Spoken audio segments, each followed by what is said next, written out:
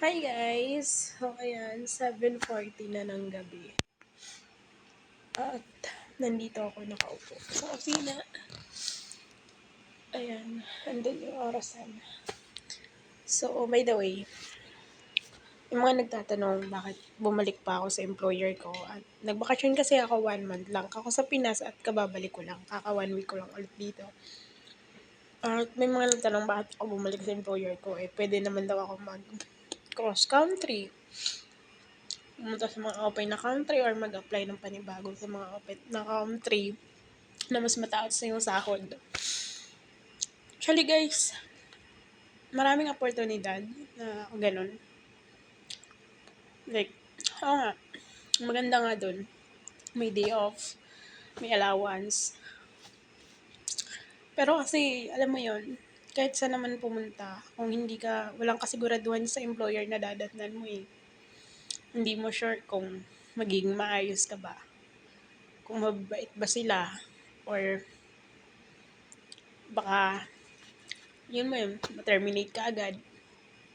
Umuwi ng Pilipinas na wala sa oras. Or mapunta ka sa employer na hindi ka sure, na salbahe pala, kuripot pala, alam mo yun. Kaya bumalik ako dito sa employer ko kasi, oo, may time na nakakapagod talaga yung trabaho.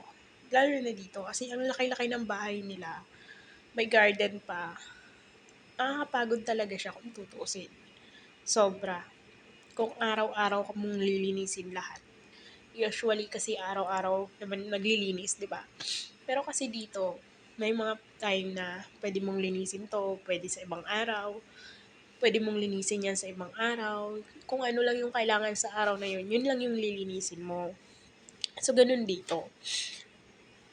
Kapag araw-araw na yung trabaho mo, araw-araw ka nang naglilinis, hindi na nakakapagod kasi except pag walang mga bisita or wala yung mga anak niya, yung dalawang babae lang kasi yung kasama ko dito, isang matanda tsaka isang dalaga. May mga binata siyang anak pero wala naman kasi dito. Pumupunta lang yun pag walang trabaho or pag weekend minsan. So hindi naman palagi din. So pag nakakapagod lang dito pag nandito yung mga anak nila kasi syempre sa pagluluto, um, inaasikaso sila, ganon, maraming umuutos, ganon. Pero pag kami lang, ayan, ganyang oras nakakapagpahinga ako. Minsan 6:30 wala na akong ginagawa at madalas talaga dot-dot lang ako.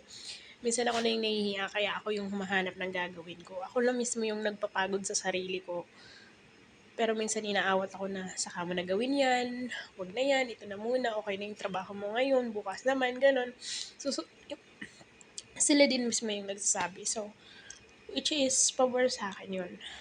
At sa pag-gardening naman, may kumukuha sila ng tao pag may mga bagong itatanim or pag hindi ko kayang gawin yung pinapagawa nila, kumukuha naman sila ng ibang tao, nagbabayad sila. Pero pag kaya ko naman, ako na yung gumagawa kasi nga, parang libangan ko na din siya. Kasi usually, pag ganito, ayan, wala na akong ginagawa. Maaga ako natatapos maglinis to actually. Pero pag nagluluto lang, doon natatagalan kasi gusto ng matanda, yung pagluluto is take time. Mabagal siya magluto pag siya yung nagluluto kasi mahina yung apoy hanggang maluto yung niluluto niya. Ganun siya magluto. So, hindi siya katulad ng ibang employer na mabilis. Diba? So, natatagalan kami sa pagluluto. Inaabot kami ng like 11 tapos na ako maglinis. So, magre-ready na ako ng lulutuin. Matatapos kami niyan mga 4 na. Mga 4 na makakakain kasi mahabagal yung matanda. Mag, ano, magluto. Depende sa klase ng niluluto niya. Kasi, minsan, natatagalan din siya dahil matagal siya magdasal. Magdadasal siya ng 12, mga 30 to 45 minutes yan. Magdadasal siya ng 3, gano'n. So, nakasalang pa rin yung niluluto niya nun. So, doon ako natatagalan. Pero, sa paglalaba, di naman araw-araw naglalaba except pagtambak. Pag natambakan, kagaya ngayon, araw-araw ko naglaba kasi nagpalit ako ng mga beddings, yung mga labahin nila, naipon, isang buwan. So, yun lang. Pero tapos naman na. At nakapaglinis na ako ng buong bahay. Yung mga cabinet naman yung target ko. Yung garden, konti na lang. Patapos na. So, mag-araw-araw ko na siyang ginawa. Wala na. Kasi wala namang mga bata dito din.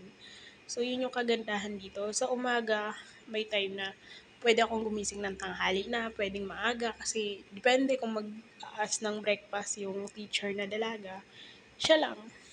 Siya lang naman yung paghahanda ng breakfast kung sakali. So, no hassle. Sa sahod naman, buo yung sahod ko, libre naman ako lahat, oo. Buo nakukuha yung sahod ko at 'di naman nagde-delay. Minsan nga advance pa. So, ayun. Tsaka kung ano yung kailangan ko, nasasabi ko sa kanila. Like, 'pag masama pakiramdam ko, 'pag may sakit ako, pinapagpahinga nila ako. So, ayun lang. Parang okey na din. Kaysa pumunta pa ako kung saan ta's 'di naman ako sure, 'di ba? Yun lang. So, ayun ngayon bumalik ako dito at sabi naman nila tataasan nila yung sahod ko 'pag bumalik ako. So, tingnan natin, hindi ko pa sure at kung gagawin nila yon at since nagtaas na din yung sahod ngayon pero kasi yung contract ko 'di naman nakaabot. So, hopefully taasan nila kahit papaano, 'di ba? Tsaka nagbibigay naman sila ng extra 'pag may mga extra silang pinapagawa. So, ayun din ang kagandahan dito. Pero nagpaalam na ako. Sabi ko sa kanila, baka 2 to 3 years na lang ako, uwi na ako ng Pinas. Like, hindi naman ako nag-ano, pero alam mo yun, gusto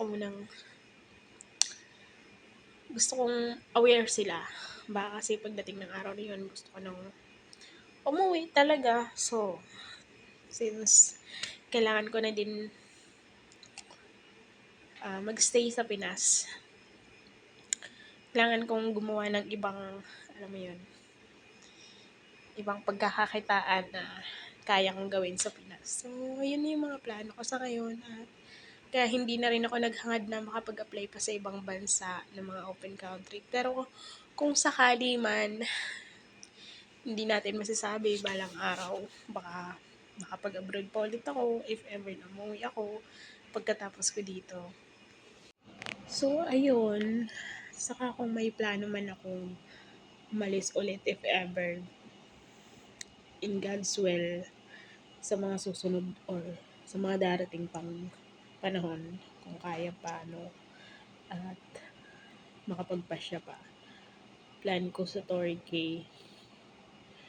Sa Turkey kasi, alam mo yun, or Spain. Dati gusto ko pumunta ng Canada. Pero, ngayon, parang mas gusto ko na lang sa Spain or sa Turkey. Pero, hindi ko pa alam. Plano pa lang ngayon. So, yun. Bahala na si Lord. Pero kung okay na mag for good na ako sa Pinas, inshallah, in God's will, hiraya manawari, sa Pinas na lang ako. Iba pa rin pag nasa Pinas. Kahit ang hirap-hirap mabuhay at mag-survive dun. So, yun lang. Bye. Thank you for watching.